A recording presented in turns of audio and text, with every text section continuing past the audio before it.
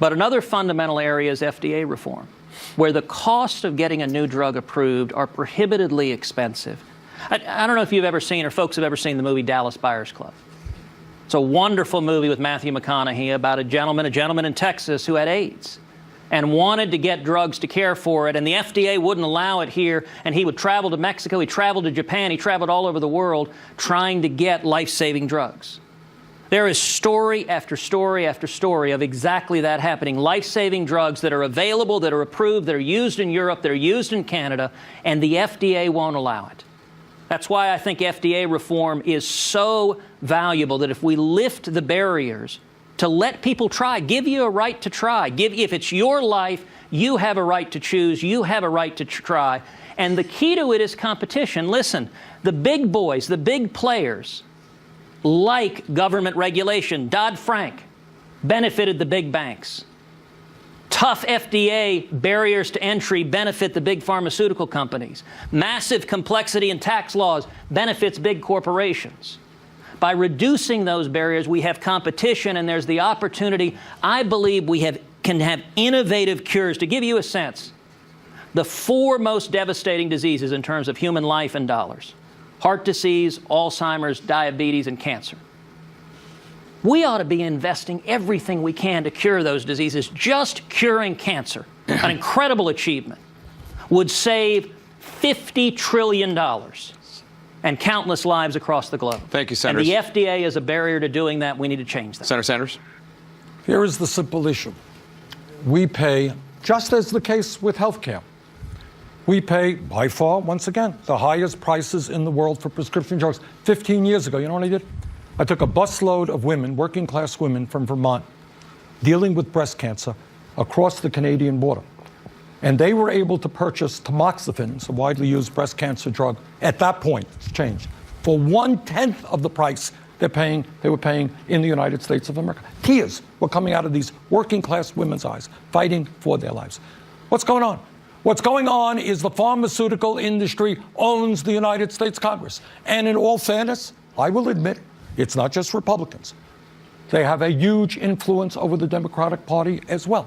So right now, the reality is, uniquely in the whole world, you can walk in tomorrow to your pharmacy. The cost you pay for medicine could be double or triple, and there's nothing that anybody can do about it. So what do we have to do? We have to tell the pharmaceutical industry, which in 2015 made $50 billion in profit for the 5 major companies, where the top 10 executives made over $300 million in compensation. We're going to have to be very loud and clear and say, stop ripping off the American people. 2 things that we could do immediately. Ted is right. I introduced and will introduce and look forward to your co-sponsorship of legislation to say that pharmacists and distributors and the American people should be able to buy FDA-approved medicine any place in the world. That will drive down prices in this country, because then you'll have international competition. Second thing we need to do, and I believe it or not, I think even Donald Trump may be on board this. It's hard to believe, but we should be negotiating drug prices through Medicare. Medicare spends zillions of dollars for medicine. Right now, Republicans put language in some years ago which prevents them from negotiating prices. I would hope Ted will join me in saying that Medicare should be able to do what the VA does. We can lower prices as well. But the bottom line here is, you got 1,400 well-paid lobbyists right now, and they're working, if I may say this, they're working against you, they're working against your daughter. The only thing they want is more and more profit, and they could care less about the needs of the American people. Well, but Bernie, the barriers are also coming from government. And I'll give an example. A Texas constituent, Cassie Lay, has a 7-year-old daughter who was put on a feeding tube when she was 7 months old.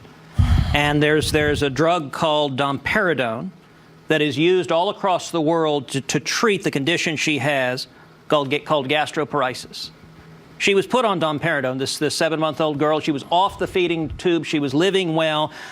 Domperidone is available in more than 100 countries, including Canada and throughout the European Union. But the FDA has been aggressively enforcing an import ban here. And I'll tell you what Cassie's mother said. I fear she will need to get a feeding tube again. How do I tell her that? She's a little girl who has worked extremely hard to overcome her fears of eating, and now her joy of just being a normal little girl will be taken away. We shouldn't have the government putting barriers to people getting the drugs they need. I think that's a fair point.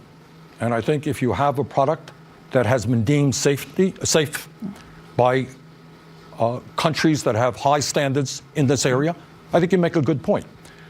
But I think the more important point is that the government of the United States, representing the American people, has got to control the incredible greed of the pharmaceutical industry.